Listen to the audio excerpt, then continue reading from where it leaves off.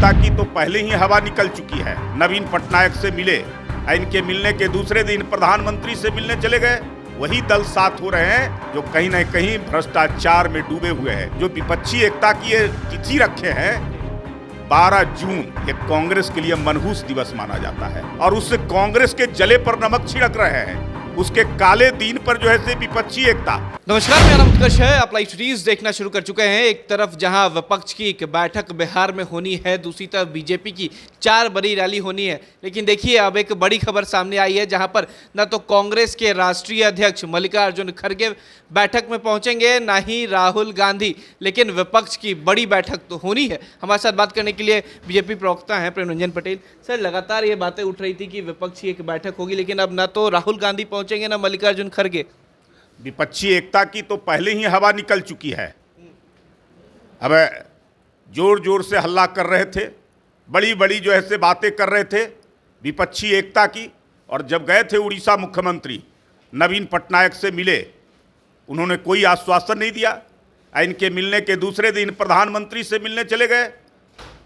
अब केजरीवाल से 3 बार मिल चुके हैं, कोई बात उन्होंने कोई स्पष्ट कोई बात नहीं की है। केसीआर पटना आए थे, वो विपक्षी एकता की बात तो भुला गए। उसके बाद केसीआर, शरद पवार कई बार अपनी नीतियों को परिवर्तित कर चुके हैं। अभी 2 दिन पहले वहाँ के मुख्यमंत्री महाराष्ट्र के जो हैं शिंदे साहब से जाकर घंटों तक अकेले में मुलाकात सीएम हाउस में किए हैं। तो कैसी विपक्ष एकता, कौन सी विपक्षी एकता, कौन दल इनके साथ हो रहे हैं? वही दल साथ हो रहे हैं जो कहीं न कहीं भ्रष्टाचार में डूबे हुए हैं, जिनके ऊपर जांच चल रही है, सीबीआई का, ईडी का, इनकम टैक्स का। वही दल जो है से अपनी वजूद बचाने के लिए साथ आ रहे हैं, लेकिन सवाल ये भी जिनको कहीं पनाह नहीं मिल रहा है। और सबसे बड़ी बात है कि जो विपक्षी एकता की ये तिथि रखे हैं 12 जून, ये कांग्रेस के लिए मनहूस दिवस माना जाता है। 12 जून 1975 को इलाहाबाद हाई कोर्ट ने इंदिरा गांधी की लोकसभा की सदस्यता को रद्द किया था। जो ये लोग कहते हैं कि मुख्य फ्रंट बनेगा, उस मुख्य फ्रंट के सबसे बड़ा दल कौन है? कांग्रेस पार्टी। और उससे कांग्रेस के जले पर नमक छिड़क रहे हैं। उसके काले दिन पर जो है से विपक्षी एकता, तो कैसे वो भाग लेंगे? इसलिए विपक्षी एकता की हवा निकल गई है। अभी देखते रहिए आने वाले समय में। और सबसे बड़ी बात है कि जो विपक्षी एकता के मुख्य सूत्रधार हैं, उनके ऊपर ही किसी दल का विश्वास नहीं है। लेकिन सर, कोई भरोसा नहीं करता है उनके ऊपर कि चढ़ा कर करके सबको इकट्ठा करके अपने कहाँ चले जाएंगे, कौन सी नीति अपनाएंगे, कौन सी रणनीति पर काम करेंगे, ये कहना मुश्किल है। तो भरोसा ही नहीं है किसी को, तो फिर कैसी विपक्षी एकता? और सब विपक्ष एक हो जाएंगे तब भी मोदी का मुकाबला नहीं है। मोदी दुनिया के सबसे पॉपुलर व्यक्ति हैं और देश की जनता चाहती है कि मोदी ही प्रधानमंत्री रहे। लेकिन क्यों बिहार में 4 रैली आप लोग कर रहे हैं? क्या डर गए हैं? प्रधानमंत्री भी बिहार आने वाले, प्रदेश अध्यक्ष बोल चुके हैं। अब विपक्ष तो कह रहा है कि लगता है डर गए हैं, इस वजह से बुला रहे हैं सबको। देखिए, हमारी पार्टी सत्ता में है, केंद्र में है। हम दुनिया की सबसे ज़्यादा सदस्यों वाली पार्टी है। हमारा कार्यक्रम चलता रहता है। अभी मोदी सरकार के 9 वर्ष पूरे हुए हैं और ये 9 वर्षों में जितना काम हुआ है, ये अपने आप में मिसाल है, अद्भुत है, अकल्पनीय है, जिसकी कल्पना नहीं की जा सकती थी। आज़ादी के 75 वर्षों में, 66 वर्षों में जितने काम नहीं हुए, उससे कहीं अधिक काम 9 वर्षों में हुए हैं।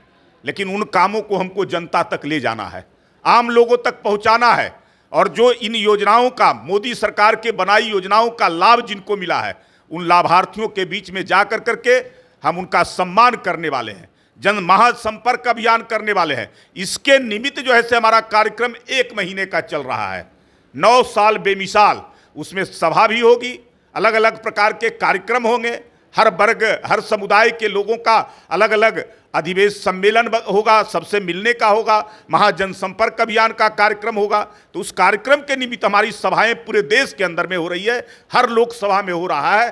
तो उसके निमित्त जो है से बिहार में भी सभी लोकसभा में सभा होगी और 4 बड़ी रैलियां भी होगी। एक आखिरी सवाल है, जिस तरीके से बीते दिन घटना हुई, रेल दुर्घटना हुई, तत्कालीन उस समय नीतीश कुमार रेल मंत्री हुआ करते थे, उन्होंने इस्तीफा दिया था।